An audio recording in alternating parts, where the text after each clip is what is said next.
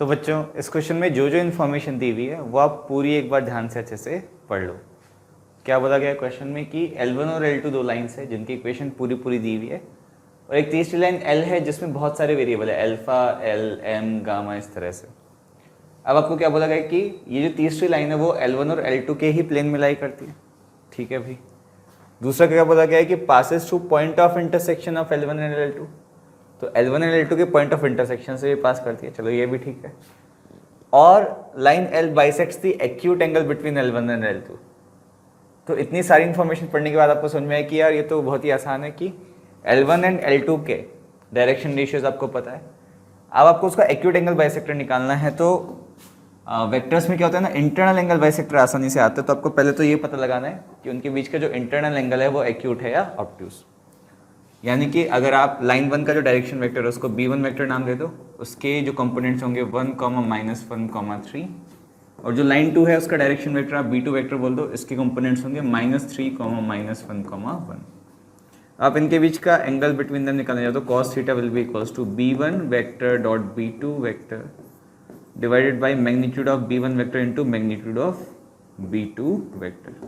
ये क्या बनेगा, डॉट प्रोडक्ट बन जाएगा -3 + 1 + 3 divided by root of 3 square plus 1 square plus 1 square times root of 3 square plus 1 square plus 1 square.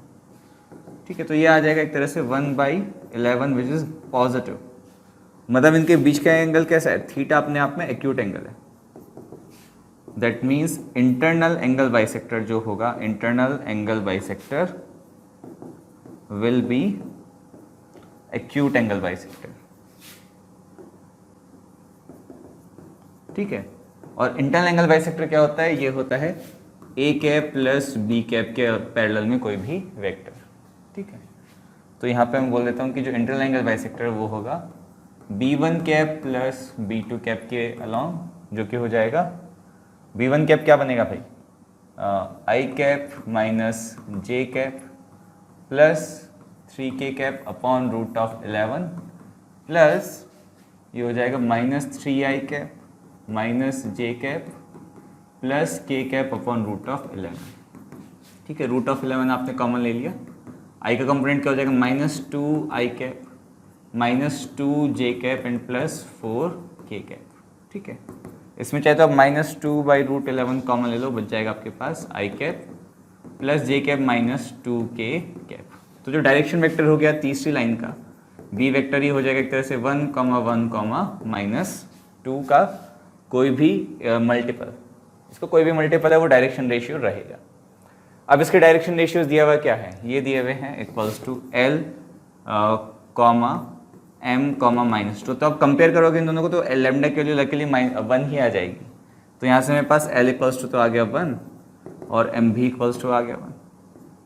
ठीक है, L भी 1 आ गया, M भी 1 आ गया, तो L + M = 2 भी आ गया। ऑप्शन नंबर B डन है, ऑप्शन नंबर D जो है वो गलत हो गया। अब और क्या बोला गया है कि this line also passes through point of intersection of L1 and L2। तो यार L1 एंड L2 का पॉइंट ऑफ इंटरसेक्शन निकालना पड़ेगा, कितना बड़ा क्वेश्चन है। बट आप नोटिस करो कि L1 कौन से पॉइंट से पास करी है, 1, 0, 1 से, और L2 कौन से पॉइंट से पास करी है, 1, 0, 1 से। तो पॉइंट ऑफ इंटरसेक्शन निकालना नहीं पड़ा, ऑलरेडी दिया हुआ है। क्या दिया हुआ है पॉइंट ऑफ इंटरसेक्शन, सीधे सीधे दिया हुआ है 1, 0, 1 से ये लाइन पास करेगी। पास करा दो, देखें तो लाइन क्या बनेगी, 1 - alpha upon 1 is equals to 0 - 1 upon M की वैल्यू भी 1 है बाय द वे, आपको पता है, equals to 1 - gamma upon -2 is equals to lambda.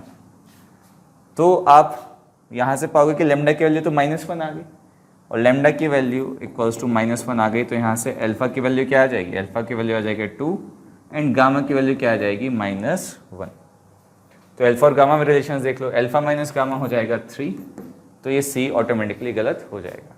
इस MCQ की अच्छी बात यह है कि आप 2 कर लोगे तो 2 ऑटोमेटिकली गलत हो जाएंगे, क्योंकि ये दोनों साइमल्टेनियसली ट्रू नहीं हो सकते, क्योंकि 3 = 1 हो जाएगा। फिर सिमिलरली ये दोनों भी साइमल्टेनियसली ट्रू नहीं हो सकते, तो नेगेटिव होने के चांसेस कम है।